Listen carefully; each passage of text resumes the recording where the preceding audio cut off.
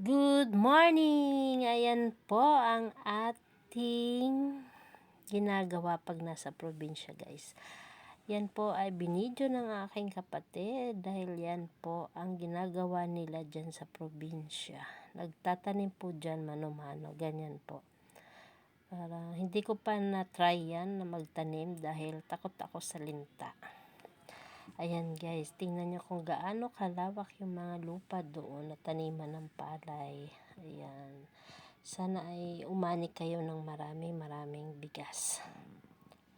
Thank you po sa inyong lahat. Maraming salamat po sa inyong panunod ng aking video. Thank you so much. Ayan po, ang magtanim ay hindi po madali dahil nakabilad po yan sila sa araw. Maghapon po yan nakayuko, kaya huwag po natin sayangan ang kanin dahil napakahirap po nilang magtanim. At mahal na po ngayon ang bigas. Maraming salamat po. Thank you so much.